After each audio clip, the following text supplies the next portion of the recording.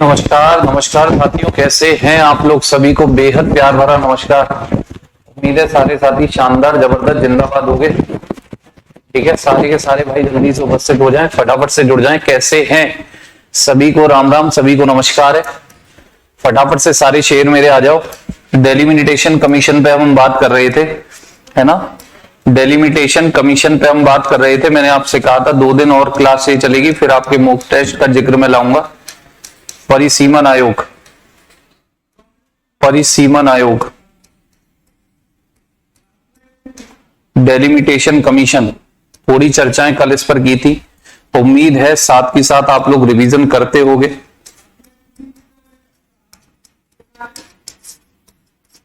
ठीक है, delimitation commission, परिसीमन आयोग, परिसीमन आयोग, है ना? इस पर हमारी चर्चाएं हुई थी कल। ठीक है, कल हमारी चर्चाएं इस पर हुई थी, परिसीमन आयोग पर। कैसे हैं सुनील भाई, शरीफ, प्रियंका, प्रतिभा, अनन्या, अभिषेक यादव? अच्छा जी, सुनील भाई घूमने गए थे क्या? आर्या, उमेश साहू, चलिए। तो मैंने आपको कहा था डेलिमिटेशन कमीशन क्या करता है। तो भाई जो भी संविधान तो ये कहता है कि जब भी जनगणना होती है उसके ठीक बाद आपका क्या होना चाहिए? परिसीमन होना चाहिए, समायोजन होना चाहिए। समायोजन का मतलब कहीं की जनसंख्या बड़ी हो, किसी सीट की जनसंख्या कम हो गई हो तो कम ज्यादा आप कर सकते हो, इधर से उधर ट्रांसफर। कि कल तक जो पब्लिक इस विधानसभा में वोट डाल रही थी उसे उधर भी भेज सकते हो। तो ये चीजें होती हैं, सीटें कम बढ़ती आप कर सकते हो। ये सब कौन करता है? परिसीमन आयोग करता है। ठीक है भाई। अब परिसीमन आयोग पर हमने चर्चाएं की थी, लेकिन ये नहीं देखा कि अब तक कितने परिसीमन आयोग बन चुके हैं। अब तक कितने परिसीमन आयोग बन चुके हैं। बाकी साथ की साथ चीजें रिवीजन में रखना, यही शर्त है और कोई शर्त नहीं। ठीक है, चलिए। अब तक कितने परिसीमन आयोग बन चुके हैं? अब तक मेरे साथी 4 बार, अभी तक 4 परिसीमन आयोग बन चुके हैं। ठीक है, अब तक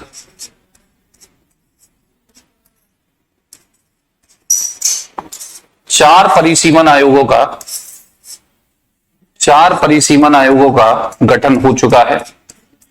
4 परिसीमन आयोग, 4 परिसीमन आयोग का गठन हो चुका है। आपसे पूछ सकता है कब कब हुआ है? आपसे पूछ सकता है कब कब हुआ है? 4 परिसीमन आयोग का गठन हो चुका है। सर कब कब हुआ है? ये फॉर्मेशन डेलिमिटेशन कमीशन का कब कब हुआ है सर? ठीक है, बर्ड फ्लू, अच्छा ब्लू बर्ड गए थे कानपुर। अच्छा, ब्लू बर्ड तो वाटरफॉल है शायद, वाटरफॉल कह रहा हूं, वाटर पार्क। चलिए, कब कब हुआ है मेरे भाई? तो सबसे पहला जो बना वो 52 में बना था, 1952। दूसरा बना 1963, तीसरा बना 1973 में, 1973, और चौथा बना मेरे भाई 2002 में। चौथा बना कब? 2002 में। चौथा कब बना? 2002 में बना। ठीक है, सबसे लेटेस्ट वाला जो है वो आपके लिए 2002 है। और 2002 वाले की सिफारिशें कब लागू हुई? तो 2008 में लागू हुई। 2002 वाला जो है सबसे लेटेस्ट है। 2002 वाला जो है मेरे भाई ये सबसे लेटेस्ट है। इसकी जो सिफारिशें लागू हुई वो कब हुई? इसकी रिकमेंडेशन कब लागू की गई? इसकी सिफारिशें 2008 से लागू, 2008 से लागू। कब से लागू? 2008 से लागू। और मेरे भाइयों 2008 से लागू हुई हैं, लेकिन की किसने? तो राष्ट्रपति जी ने। राष्ट्रपति उस समय कौन थे? 2008 में राष्ट्रपति जी कौन थे? प्रेसिडेंट कौन थे? तो राष्ट्रपति थे आपके फीमेल, प्रतिभा देवी सिंह पाटिल। पहली महिला राष्ट्रपति होती हैं भारत के इतिहास की, प्रतिभा देवी सिंह पाटिल। प्रतिभा देवी सिंह पाटिल उस समय पर क्या थी? राष्ट्रपति थी, प्रतिभा देवी सिंह पाटिल। इन्होंने इसकी सिफारिशों को लागू किया 2008 में। ठीक है, 2008 में सबसे लेटेस्ट वाला यही है। हाँ जी, वाटर पार्क है, सुना है। ठीक, तो ये हुई इसकी सिफारिशों की बात। तो राष्ट्रपति ही क्या इसकी सिफारिशें जारी करता है? जी मेरे भाई। ठीक, याद रखना 2002 में जब परिसीमन हुआ तो इसके आधार पर पहला चुनाव कहां हुआ था? ये क्वेश्चन पूछा जाता है। 2002 में जब ये परिसीमन हुआ तो इसके आधार पर पहला चुनाव कहां हुआ? 2002 में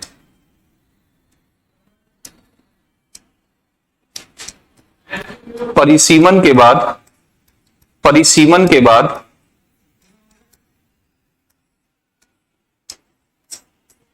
पहला चुनाव, 2002 में जो ये परिसीमन आयोग आया, इसके बाद पहला चुनाव कहां हुआ? पहला इलेक्शन कहां हुआ? तो पहला चुनाव हुआ था एक विधानसभा का। पहला चुनाव हुआ था एक विधानसभा का। पहला इलेक्शन हुआ था एक विधानसभा का। कहां हुआ था सर? कर्नाटक विधानसभा। कर्नाटक विधानसभा का चुनाव हुआ था, याद रखना, कर्नाटक विधानसभा। परिसीमन के बाद जो पहला इलेक्शन हुआ था वो कहां हुआ था? तो कर्नाटक में। वो भी किसका हुआ था? विधानसभा का हुआ था, याद रखना। कर्नाटक विधानसभा का चुनाव सबसे पहले हुआ था 2002 में परिसीमन आयोग बनने के बाद। ठीक है। अब इसके बाद बात आती है कि इसकी सिफारिशों को क्या सर राष्ट्रपति ही रखवाते हैं संसद में? जी हाँ मेरे बच्चे, इसकी सिफारिशों को राष्ट्रपति लागू करते हैं, लोकसभा के सामने रखवाते हैं। और लोकसभा, याद रखना, इसमें कोई संशोधन नहीं कर सकती क्योंकि इसके निर्णय बाध्यकारी होते हैं। आप याद रखें, ये बात मैंने कल भी बताई थी। परिसीमन आयोग की सिफारिशों को परिसीमन आयोग की सिफारिशों को परिसीमन आयोग की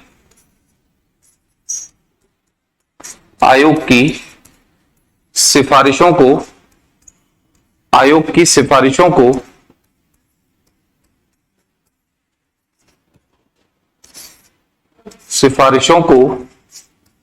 राष्ट्रपति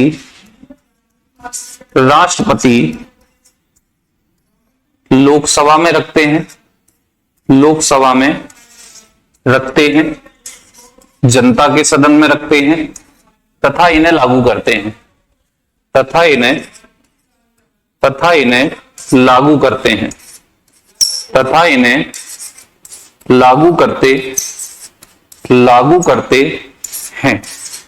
इन्हें क्या करते हैं? लागू करते हैं। तथा इन्हें क्या करते हैं मेरे भाई? लागू करते हैं। और याद रखना, लोकसभा इनमें कोई संशोधन नहीं करती। ये पॉइंट नोट डाल के लिख लेना। लोकसभा इनमें कोई संशोधन नहीं कर सकती, इसे पावर ही नहीं है। लोकसभा इनमें कोई संशोधन नहीं कर सकती। अगर इसने कह दिया कि इस राज्य में लोकसभा की सीटें कम कर दो, इसमें बढ़ा दो, ठीक, इस लोकसभा की सीट में जनसंख्या ज्यादा कर दो, इसमें कम कर दो, ठीक, इस विधानसभा की सीट में जनसंख्या ज्यादा कर दो, इसमें कम कर दो, लोकसभा कुछ नहीं कर पाएगी। जो इसने कह दिया वो कह दिया। ठीक है। 1200 पर पर्सन टिकट है सर, उसकी बहुत महंगी। आप इतना घूमकर सर, सुना बहुत है उसके बारे में, लेकिन जाने का मन कभी नहीं किया क्योंकि वाटर पार्क जाने से थोड़ा सा परहेज करता हूं मैं। रीजन आप सभी जानते हो, ठीक है भाई, रीजन आप सभी जानते हो, क्योंकि मनुष्य जाति जानवरों से भी खराब है। जानवर भी जहां बैठता है, आपने कुत्ते को देखा होगा, तो पहले वहां पर साफ सफाई भी कर लेता है फिर बैठता है। ये जहां नाती है वहीं उल्टा सीधा करके आ जाती है। राधे राधे, नमस्कार। 2026 में भी आएगा क्या, ये पता चलेगी उमेश साहू, अभी कह नहीं सकते। क्या पता सरकारें चीजों को आगे छेड़ दें, आगे बढ़ा दें। ठीक है, तो ये है बात, लोकसभा इनमें संशोधन नहीं कर सकती। अब बात आती है कि सर इनमें सदस्य, परिसीमन आयोग में सदस्य की बात करते हैं कि अध्यक्ष वगैरह कौन होता है, कौन कौन इसमें परमानेंट रूप से आपको दिखाई देते हैं। परिसीमन आयोग, परिसीमन आयोग की अगर मैं बात करूं आपसे, तो बेसिक बात यह है सबसे पहली कि इसका अध्यक्ष कौन होता है। इसका अध्यक्ष कौन होता है, तो उमेश यादव भाई आए होंगे, उन्होंने कल ही बता दिया था कि अध्यक्ष कौन होता है। अध्यक्ष कौन होता है सर, सुप्रीम कोर्ट का रिटायर्ड जज होता है। कौन होता है सर, सुप्रीम कोर्ट का रिटायर्ड जज। याद रखना, इसका अध्यक्ष हमेशा कौन होगा, सुप्रीम कोर्ट का रिटायर्ड जज। सुप्रीम कोर्ट का रिटायर्ड जज, हमेशा इसका हेड जो होता है वो सुप्रीम कोर्ट का रिटायर्ड जज होता है। फिर इसमें एक पदेन अध्यक्ष का भी पद है, इसमें एक पदेन अध्यक्ष का भी पद है जो हमेशा यहां पर दिखाई देता है। पदेन अध्यक्ष, पदेन अध्यक्ष, पदेन अध्यक्ष, पदेन अध्यक्ष जो होता है, क्योंकि इसको आपको पता है सर, इसका काम कुछ ऐसा है कि चुनाव आयोग के साथ मिलकर काम करेगा, ये चुनाव आयोग के साथ मिलकर काम करेगा। तो मेरे साथियों, इसका एक पदेन अध्यक्ष है जो कौन होता है? निर्वाचन आयोग का, निर्वाचन आयोग का, निर्वाचन आयोग का मुख्य निर्वाचन आयुक्त, निर्वाचन आयोग का मुख्य निर्वाचन आयुक्त, chief election commissioner, chief election commissioner, chief election commissioner भी याद रखना यहां पर एक मेंबर बन के रहता है, पदेन अध्यक्ष बन के रहता है मुख्य निर्वाचन आयुक्त, यानी इसकी सलाह वगैरह यहां दी जाती होगी, ये भी निर्णय में देने में अपनी भूमिका निभाता होगा, क्योंकि चुनाव आयोग के साथ मिलकर इसे काम करना है, तो मुख्य निर्वाचन आयुक्त यहां पर रहता है। इसके अलावा हाई कोर्ट या सुप्रीम कोर्ट के 2 रिटायर्ड जज और यहां पर रहते हैं। हाई कोर्ट या सुप्रीम कोर्ट के 2 रिटायर्ड जज कहीं से भी हो सकते हैं, एक हाई कोर्ट का हो सकता है, ठीक है। 2 रिटायर्ड जज, ऐसे लिखो, 2 रिटायर्ड जज, 2 रिटायर जज। और ये 2 रिटायर्ड जज कहां के होंगे?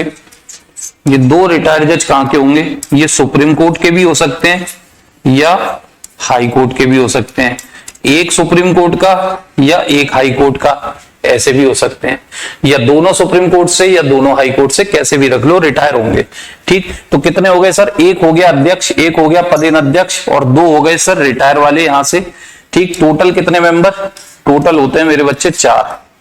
टोटल कितने सदस्य? टोटल होते हैं 4। अब इन 4 के अलावा ये 4 तो परमानेंट है, ये तो होंगे ही होंगे, ये 4 तो परमानेंट है मेरे बच्चे, ये तो होंगे ही होंगे, ठीक। इसके अलावा कुछ और लोग भी होते हैं, 2 से लेकर 7 इनकी संख्या होती है, जो राज्यों से 2 से 7 तक प्रतिनिधि हो सकते हैं, ठीक। यहां लिख लेना एक लाइन। इनके अलावा ये तो होंगे ही होंगे, इनके अलावा बता रहा हूं, इनके अलावा राज्यों से 2 से 7 तक, 2 से 7 प्रतिनिधि हो सकते हैं, 2 से 7 प्रतिनिधि, 2 से 7 प्रतिनिधि हो सकते हैं, 2 से 7 प्रतिनिधि हो सकते हैं, ठीक है मेरे भाइयों। 2 से 7 तक क्या हो सकते हैं? प्रतिनिधि हो सकते हैं, ये बात आप याद रखना। सर 2 से 7 प्रतिनिधि क्यों?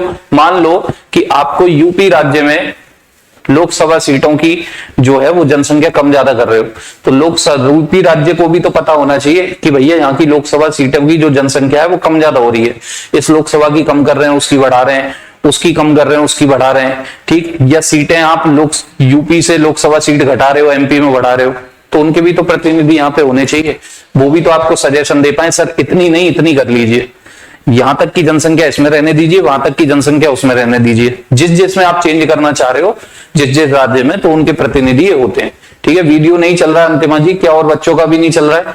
क्या और बच्चों का भी नहीं चल रहा है? जल्दी से बताएं, क्या और बच्चों का भी वीडियो नहीं चल रहा है? अंतिमा जी कह रही है वीडियो नहीं चल रहा है, बाकी भाई हमारा तो ठीक ही चल रहा है। हाँ भाई, यहां से तो सब ठीक है मेरे भाई, क्या और बच्चों को भी यही दिक्कत है?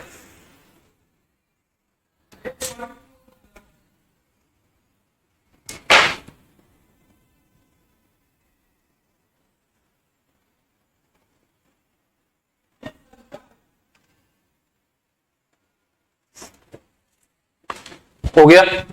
चलिए अब बात आती है कि ये जो चुनाव होते हैं, संविधान में बहुत सारी बातें नहीं लिखी हैं। संविधान में ये नहीं लिखा चुनाव कैसे कराने हैं, या कोई भी व्यक्ति कितनी साल के लिए सजा हो जाए तो चुनाव नहीं लड़ पाए, या ईवीएम से चुनाव होंगे या बैलेट पेपर से चुनाव होंगे, कौन से चुनावों में जनता भाग लेगी, कौन से में नहीं लेगी, ये चीजें संविधान में नहीं लिखी।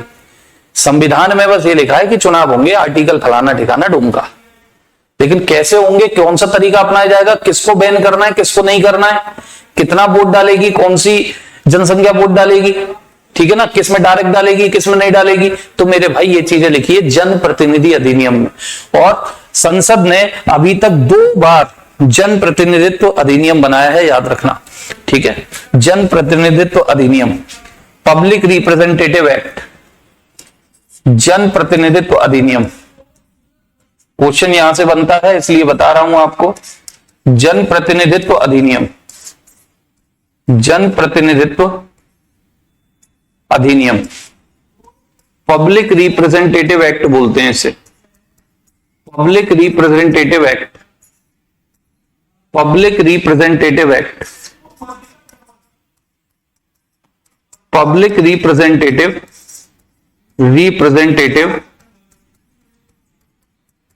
एक्ट, पब्लिक रिप्रेजेंटेटिव एक्ट इसको बोला जाता है, ठीक। और संसद ने 2 बार बनाए हैं, संसद ने 2 बार इसे बनाया है, 2 बार इसे बनाया है, 2 बार इसे बनाया है, ठीक है। और लगातार सन में बने हैं, लगातार। कब कब बने हैं सर? एक बना था पहला, फर्स्ट 1951 में। कब बना था सर? 1951 में बना था, 1951 नहीं सॉरी 50 में बना था, 1950 में। पहला कब बना? 1950 में। और इसी में ये बात बताई गई थी कि निर्वाचन क्षेत्रों का परिसीमन कैसे होगा, मतदाता सूची या संसद विधानमंडल में सीटों का बंटवारा कैसे होगा। देखिए इसी में क्या बात बताई गई थी, इसी एक्ट में बताया गया था निर्वाचन क्षेत्रों का परिसीमन, निर्वाचन क्षेत्रों का परिसीमन करना चाहिए, निर्वाचन क्षेत्रों का परिसीमन होना चाहिए। परिसीमन का मतलब कि हर एक राज्य में सीटें आपको बार बार देखनी चाहिए जनसंख्या के अकॉर्डिंग, और सीटों को भी देखना चाहिए कि कितनी जनसंख्या पे एक सीट है। अगर कम हो रही है तो मर्ज कर दो, ज्यादा हो रही है तो जनसंख्या को दूसरी सीट में बांट दो, ठीक। निर्वाचन क्षेत्रों का परिसीमन, मतदाता सूची, मतदाता सूची, वोटर लिस्ट कैसे तैयार करनी है, ठीक है ना। या इसके अलावा एक और बात यहां लिखी थी, संसद और राज्य विधानमंडल, और राज्य विधानमंडल, राज्य विधानमंडल की सीटों का आवंटन, की सीटों का आवंटन, सीटों का आवंटन,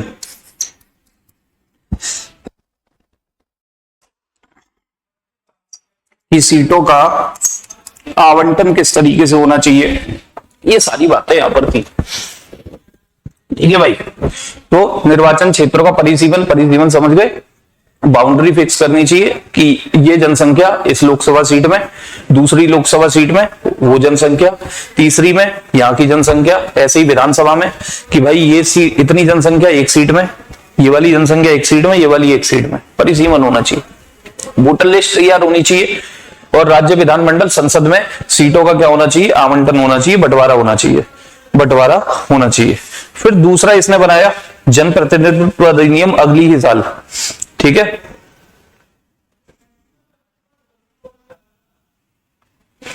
जनप्रतिनिधित्व अधिनियम अगली साल फिर से बनाया, यही लिख देते हैं।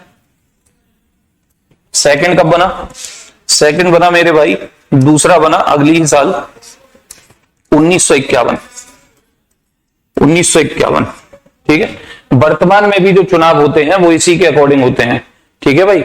वर्तमान में इसी के अनुसार चुनाव होते हैं, ठीक है। वर्तमान में इसी के अनुसार चुनाव होते हैं, इसी में समय समय पे संशोधन हो जाता है। वर्तमान में इसी के अनुसार चुनाव होते हैं, इसी के अनुसार चुनाव होते हैं, ठीक है ना। इसी में समय समय पर क्या हो जाता है, इसी में समय समय पर संशोधन होते हैं, इसी में समय समय पर संशोधन होते हैं, इसी में समय समय पर संशोधन होते हैं,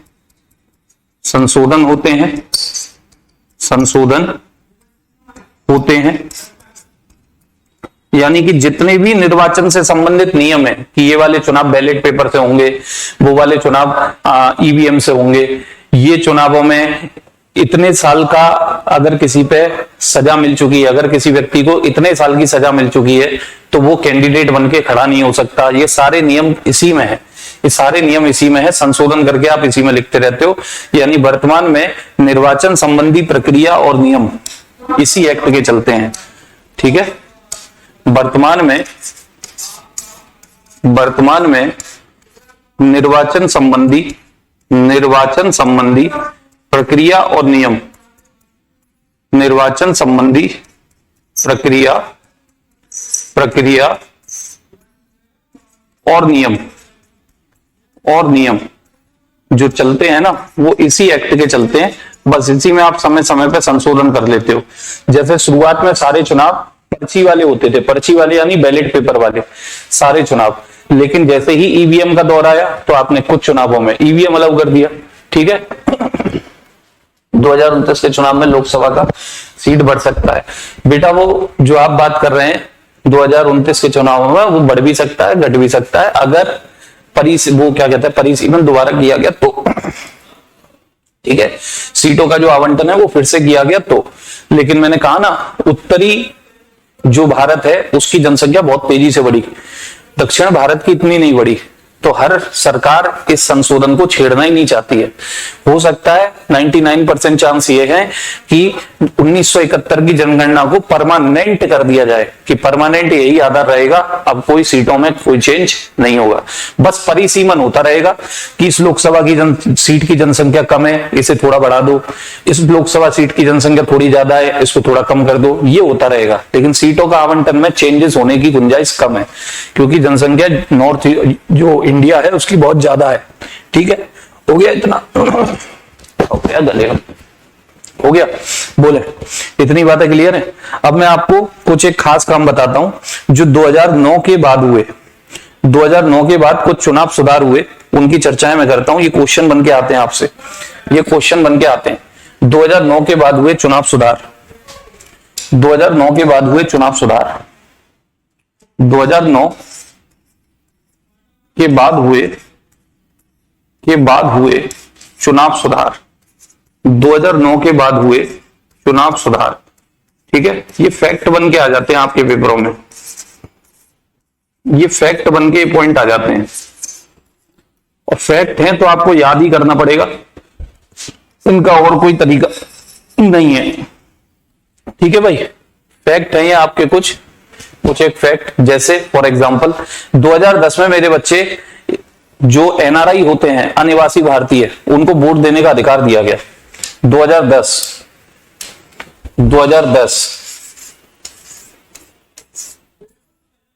अनिवासी भारतीय का मतलब होता है तो भारतीय लेकिन निवास भारत में नहीं कर रहे हैं, बाहर रह रहे हैं। हो सकता है वहां बिजनेस हो इनका, हो सकता है वहां पे नौकरी करते हो, ठीक है। अनिवासी भारतीय, नॉन रेजिडेंट इन इंडिया, इन्हीं को आप एनआरआई बोलते हो। अच्छे से पढ़ोगे जब नागरिकता की बात आएगी। नॉन रेजिडेंट इन इंडिया, अनिवासी भारतीय को वोट देने का अधिकार मिला, वोट देने का अधिकार मिला, वोट देने का अधिकार मिला। जैसे मान लो किसी कंपनी में मेरी नौकरी लग जाए, वैसे गुंजाइश नहीं है ना, मजाक कर रहा हूं, मान ही लो किसी कंपनी में मेरी नौकरी लग जाए और वो मुझसे कहे कि आपको अमेरिका में नौकरी करनी है, ठीक है ना, आप छुट्टी वुट्टी लेके भारत आते रहना। मैंने कहा ठीक है भाई, मैं वहां चला गया, नौकरी करता हूं और साल 2 साल में भारत आ जाता हूं, साल 2 साल में भारत आ जाता हूं। गला थोड़ा खराब है प्रशांत, साल 2 साल में भारत आ जाता हूं। मैंने वहां की नागरिकता नहीं ली है, सिटीजनशिप नहीं ली, मैं नागरिक कहां का हूं, भारत का, लेकिन निवास कहां कर रहा हूं, अमेरिका में कर रहा हूं। क्यों? क्योंकि मेरी वहां नौकरी है या मैंने वहां बिजनेस डाल दिया कुछ। तो उन लोगों को वोट देने का अधिकार मिला जो भारत के तो हैं, भारतीय नागरिक हैं, लेकिन नौकरी या बिजनेस करते हैं बाहर। शुरू में इनको वोटिंग राइट नहीं था, इनको मिला है 2010 से। लेकिन वोट डालने इनको कहाँ आना पड़ेगा? भारत में आना पड़ेगा। आप ऑनलाइन नहीं कह सकते कि मैं ऑनलाइन वोट डाल देता हूं, ऑनलाइन का सिस्टम नहीं है। या आप ये नहीं कह सकते मेरी बात करा देना, मेरी जगह ये वोट डालने आया है, इसे कमल का फूल दबाना है, साइकिल दबानी है, हाथ दबाना है, ऐसा नहीं चलेगा। खुद आओ, खुद आना पड़ेगा। आपको अधिकार दे दिया लेकिन आना खुद पड़ेगा। 2010 में ही काम हुआ। 13 में काफी सारे काम हुए। 13 में जैसे मतदाता सूची का ऑनलाइन पंजीकरण, ठीक है ना, नोटा का प्रयोग शुरू हुआ।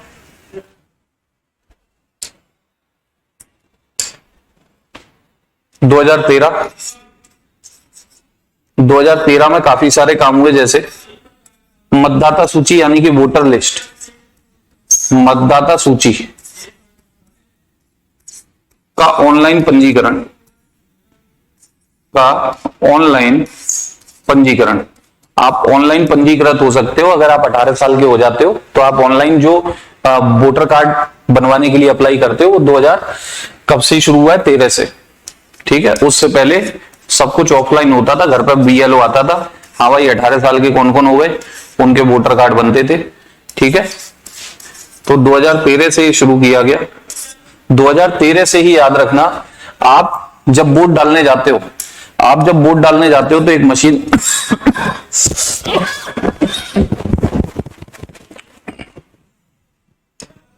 तबीयत खराब होने वाली है। आप जब वोट डालने जाते हो तो एक मशीन होती है, मशीन पे ऐसे करके बटन होते हैं, बटन सामने प्रत्याशी का नाम लिखा होता है और उसका सिंबल लगा होता है कि वो सपा का है, भाजपा का है, कांग्रेस का है या किसी और पार्टी का है, ठीक है। और लास्ट में एक बटन होता है, लास्ट में एक और बटन होता है जिसके आगे लिखा होता है नोटा, ये नोटा वाला बटन 2013 में ही आया है।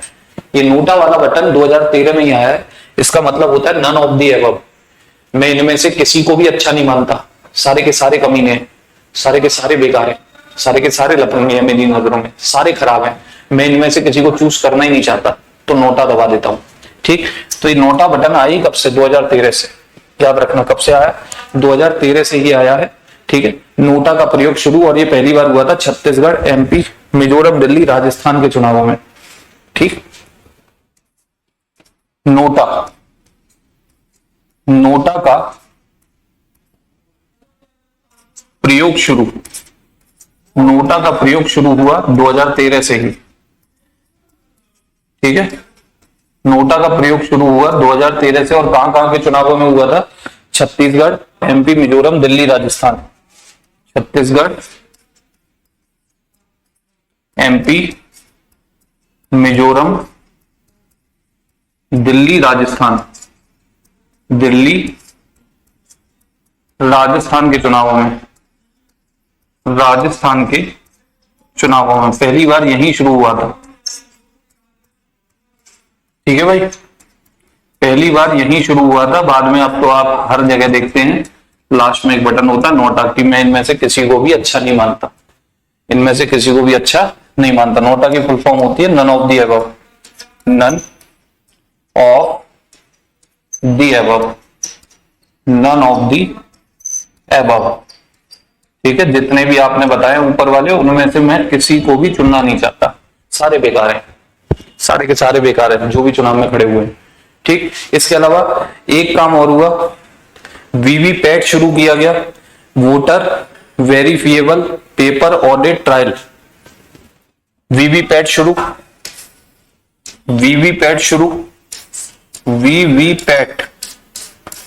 आप कहेंगे सर ये VVPAT क्या है? VVPAT का मतलब होता है वोटर वेरिफिएबल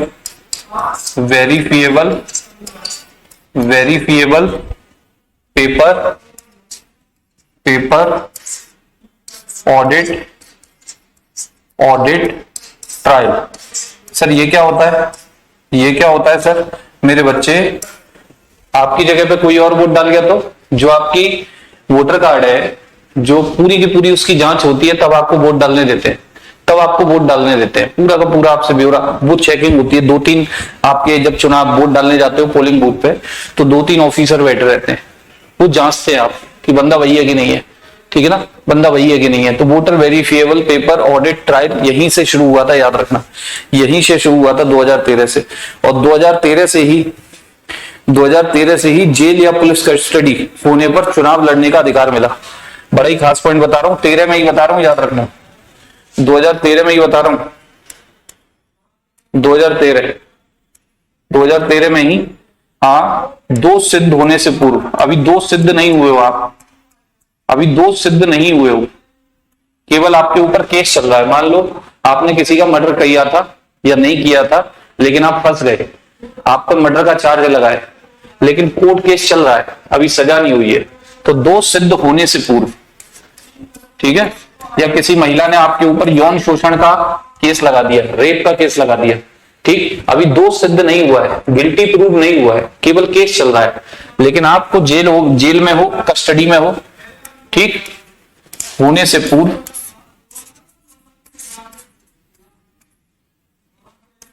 जेल या कस्टडी में रहते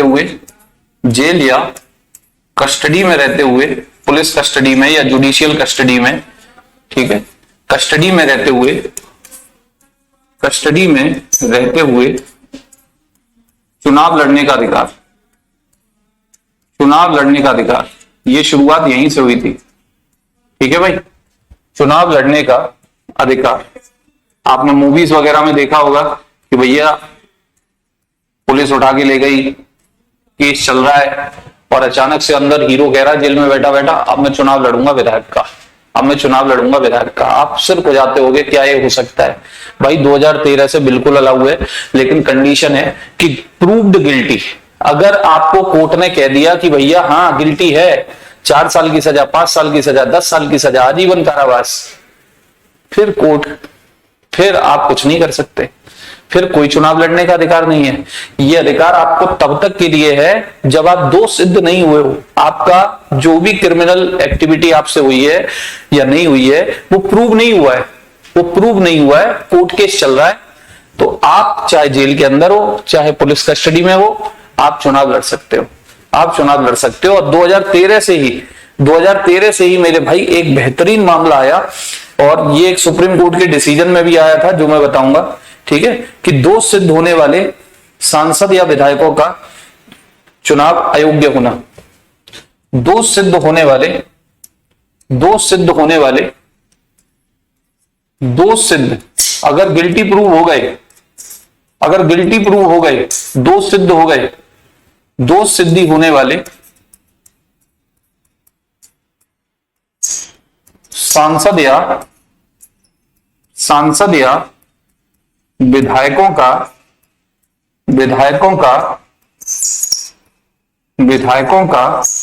चुनाव अयोग्य,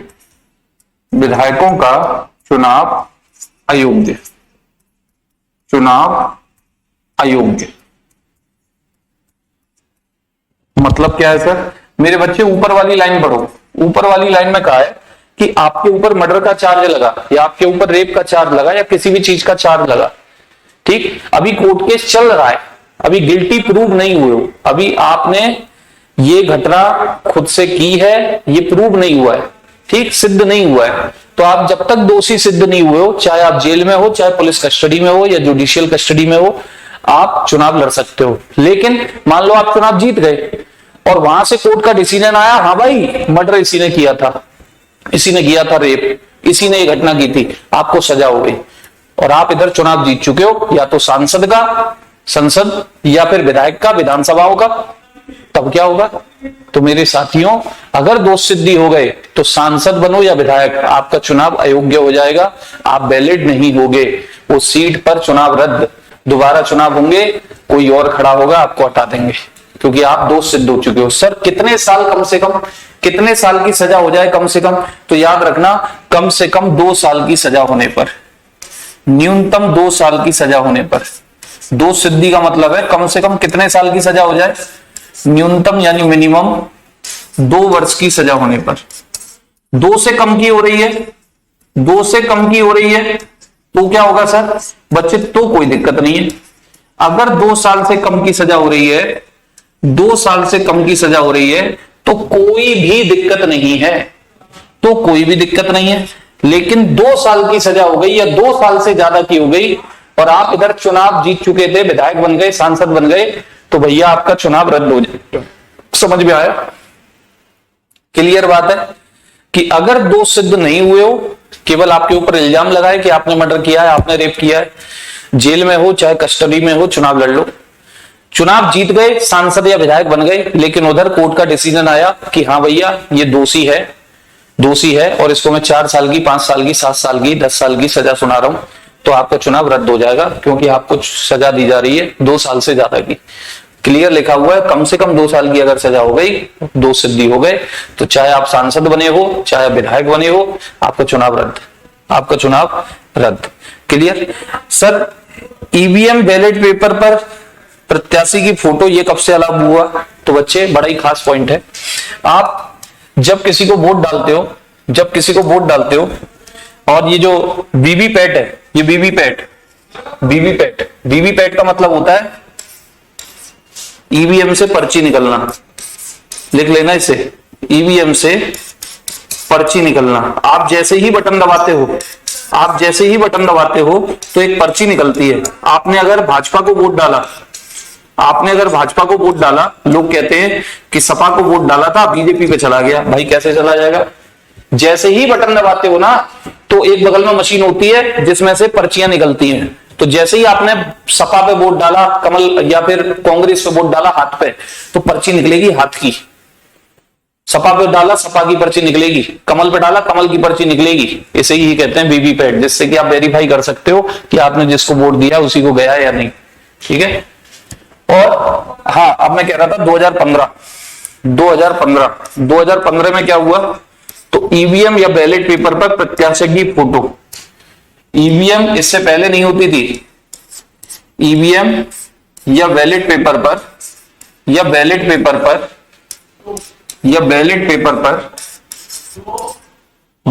का मतलब होता है पर्ची वाला चुनाव। बैलेट पेपर पर प्रत्याशी की फोटो, प्रत्याशी यानी जो भी चुनाव में खड़ा हुआ है। ठीक है? ये पहले नहीं होती थी। इसकी शुरुआत कब से हुई है? 2015 से। ईवीएम पर भी आपने देखा होगा कि बटन होते हैं, बटन के लेफ्ट हैंड पे प्रत्याशी की फोटो होती है, चुनाव चिन्ह होता है। प्रत्याशी की फोटो, चुनाव चिन्ह। ये शुरुआत कब से हुई? 2015 से। इससे पहले नहीं होता था ये सिस्टम, इससे पहले नहीं होता था। ठीक है? और इसके बाद अगर आप कहें सर ईवीएम का पहला यूज कब किया गया? ईवीएम का पहला यूज, तो मेरे बच्चे ईवीएम का पहला यूज अगर बात करें तो प्रायोगिक तौर पर लिख लीजिएगा इस बात को। ईवीएम का पहला यूज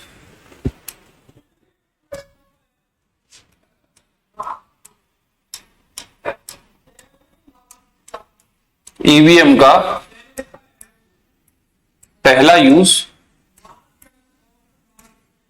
का पहली बार उपयोग कहां किया गया था? तो बच्चे इसमें थोड़ा सा विवाद है। देखो, अगर अच्छी किताबें पढ़ोगे जैसे लक्ष्मीकांत है, ठीक है, या अगर फैक्चुअल डेटा की, हम तो वही लक्ष्मीकांत वगैरह इन्हीं को प्रेफर करते हैं, तो इनमें फैक्ट बहुत ज्यादा नहीं होते। और जो हल्की फुल्की किताब होती है जैसे लूसेंट वगैरह है, ये इनमें फैक्ट भर भर के होते हैं, और कोई फैक्ट गलत भी होते हैं बेमतलब के। तो मैं आपको दोनों तरीके बता रहा हूं, दोनों तरीके। एग्जाम में अगर क्वेश्चन आया ईवीएम का पहला यूज, तो आपको क्या लगाना है? देखो, ईवीएम का जो पहला यूज हुआ, ये ट्रायल के तौर पे हुआ था, प्रायोग के तौर पे हुआ था। 1998 में हुआ था राजस्थान में, प्रायोगिक तौर पर। 1998 राजस्थान, ठीक है, 1998 राजस्थान। और ये हुआ था प्रायोगिक तौर पर, प्रैक्टिकल रूप में हुआ था। ठीक है? राजस्थान के चुनावों में इसका उपयोग किया गया प्रायोगिक तौर पर। सोचा नहीं था कि इसे हम हर चुनाव में अप्लाई करेंगे। प्रैक्टिकल फॉर्म का मतलब है, प्रायोगिक रूप का मतलब है कि हमने सोचा नहीं था कि और चुनावों में भी इसे लागू करेंगे। हमने पहले ट्रायल करके देखा। ये क्या था? केवल ट्रायल था। लेकिन याद रखना, अब यहां एक नोट डाल के लिख लो, इससे भी पहले एक विधानसभा के चुनाव में इसका उपयोग किया जा चुका था। एक विधानसभा के चुनाव में इसका उपयोग किया जा चुका था। वो थी 1982 केरल उत्तरी पारंबुर विधानसभा में 1982, नोट डाल के लिख लेना इसे, 1982 पहली बार केरल की एक विधानसभा थी पारंबुर, केरल की पारंबुर विधानसभा में,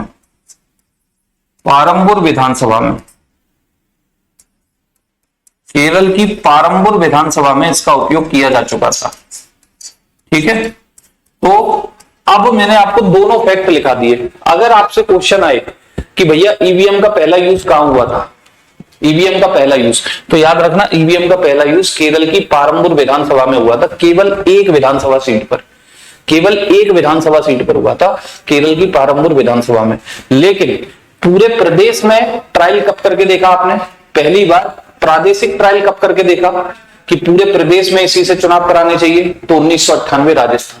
ठीक, ट्रायल था, लेकिन फिर बाद में जब ट्रायल कंप्लीट हुआ, हमने सोचा हर चुनाव ईवीएम से कराओ, हर चुनाव, चाहे वो लोकसभा का हो, चाहे वो विधानसभा का हो, चाहे वो पंचायत के हो, चाहे नगर पालिका के हो।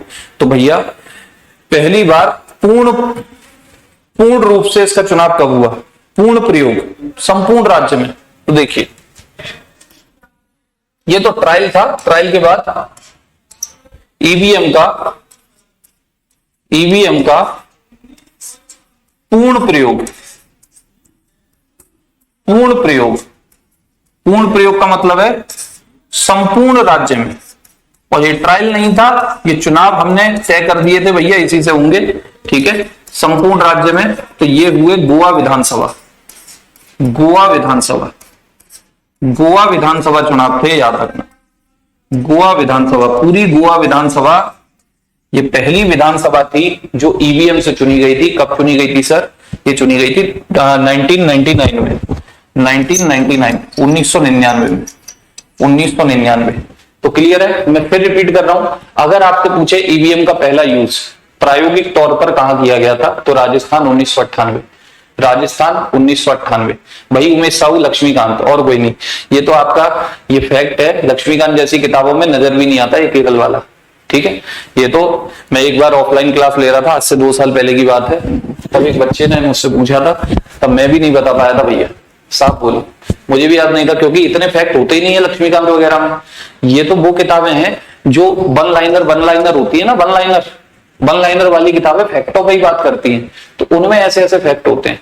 ठीक, तो 1998 में पहली बार आपसे पूछे प्रायोगिक तौर पर कहां ईवीएम का यूज हुआ? राजस्थान, 1998। लेकिन जब ये सक्सेसफुल रहा तो इसे हमने कंप्लीट विधानसभा चुनाव करा दिए, पूरा एक विधानसभा चुनाव इसी से करा दिया, और कहा कि भैया लोकसभा विधानसभा चुनाव अब इसी से होंगे। गोवा विधानसभा इससे पहली बार चुनी गई थी 1999 में, याद रखना। लेकिन कभी भी आ जाए कि पहली बार ईवीएम का यूज, लेकिन राजस्थान ऑप्शन में नहीं है, तो आप क्या करेंगे? केरल की पारंबुर। ठीक है, इलेक्ट्रॉनिक वोटिंग मशीन, शरीफ भाई इलेक्ट्रॉनिक वोटिंग मशीन होता है, इलेक्ट्रॉनिक वोटिंग मशीन। इससे पहले चुनाव पर्ची वाले ही होते थे, बैलेट पेपर वाले। कल हम पूरी कोशिश है मैं इसे खत्म कर दूं, है ना, पूरी कोशिश है। जो भी चीजें बची हैं मैं कल लाऊंगा, बाकी फिर मूक पर बात करेंगे। तो आज के लिए इतना ही, सभी से विदाई चाहता हूं। मेहनत से पढ़ते रहिए, साथ के साथ रिवीजन करते रहिए, कोई दिक्कत समस्या नहीं आने दूंगी। दूंगा, है ना, एक सिंगल क्वेश्चन बाहर नहीं जाने दूंगा। ठीक, जय हिंद, जय भारत, नमस्कार।